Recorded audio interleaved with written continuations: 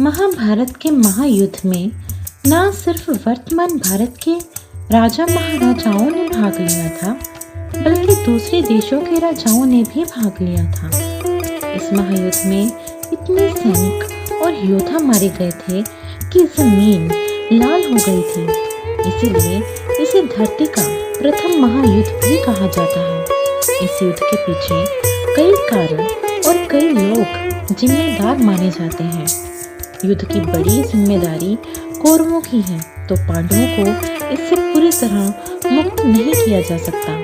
पांडव भी इस युद्ध के लिए कुछ हद तक जिम्मेदार थे। यहाँ तक कि पांडवों की पत्नी द्रौपदी भी इस युद्ध के लिए जिम्मेदार थी। यहाँ हम द्रौपदी की उन 5 बातों का जिक्र कर रहे हैं जिनकी वजह से महाभारत का महायुद्ध हुआ। द्रौपदी की पहली बात जिसने महाभारत युद्ध की योद्धाओं को मोड़ दिया, वह है दुर्योधन के लिए कहा गया एक व्यंग्य, अंधे का पुत्र अंधा।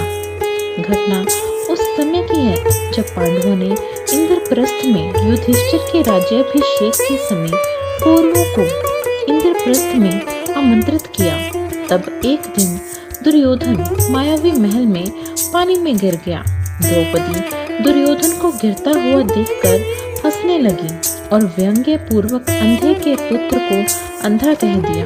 इससे दुर्योधन के मन में बदले की भावना भड़क उठी और परिणाम में यह निकला कि महाभारत का महायुद्ध हुआ। इंद्रप्रस्थ में अपमान के बाद दुर्योधन ने जुआ खेलने के लिए युधिष्ठिर को हस्तिनापुर में आमंत्रित किया। यहाँ पांडव जुए में सब कुछ हार गए। यहाँ तक कि द्रौपदी भी दांव पर लग गई और दुर्योधन ने द्रौपदी का वस्त्र हरण करने का प्रयास किया। उस समय द्रौपदी ने कहा, अब से मेरे बाल तब तक खुले रहेंगे जब तक मैं इनमें दुशासन की छाती का लहू नहीं मलूंगी।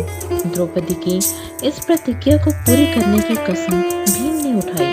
द्रौपदी की यह प्रतिज्ञा भी महाभारत युद्ध की ओर एक कदम था। जब पांडव जुए में हार गए और वनवास जाने लगे, तब द्रौपदी ने भी वन में पांडवों के साथ जाने का फैसला किया, जबकि पांडव चाहते थे कि द्रौपदी महल में ही रहे। द्रौपदी ने उस समय कहा कि मैं तुम पांडवों के साथ ही रहूंगी और तुम्हें अपने अपमान की याद दिलाती रहूंगी, ताकि तुम कौरवों से मेरे अपमान का बदला पूरा कर सको। द्रौपदी की तीसरी बात जो महाभारत युद्ध का कारण बनी, वह है जयद्रथ को 5 चोटियों वाला बनाकर जीवित छोड़ देने की सजा। यह घटना उन दिनों की है जब पांडव जुए में सब कुछ हारने के बाद 13 वर्ष का वनवास काट रहे थे। एक दिन दुर्योधन का जीजा जयद्रथ द्रौपदी का अपहरण करके अपने राज्य ले जाने लगा। पांडवों ने जयद्रथ को बंदी बना लिया और उसे मृत्यु दंड देने लगे।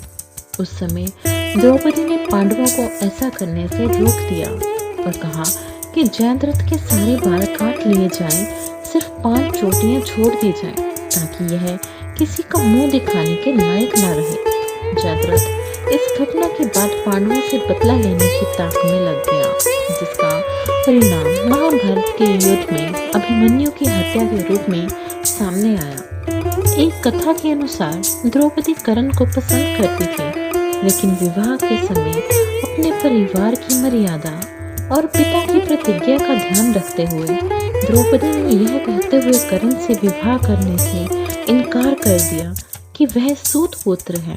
कर्ण ने द्रौपदी के अपमान का बदला लेने के लिए जुए में जब पांडव द्रौपदी को हार गए, तब यह कहा कि जो स्त्री 5 पुरुषों के साथ रहती है, उसका मान क्या और अपमान क्या। द्रौपदी ने कर्ण के इन शब्दों का बदला लेने के लिए अर्जुन को उकसाया और अंत में महाभारत के युद्ध में कर्ण को मारकर अर्जुन ने द्रौपदी का बदला पूरा किया।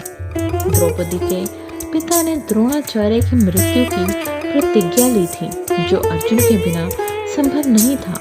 इसीलिए वह चाहते थे कि द्रौपदी का विवाह अर्जुन से हो। अगर आपको ये कहानी पसंद आई हो तो मेरी इस वीडियो को लाइक और चैनल को सब्सक्राइब करना ना भूलें।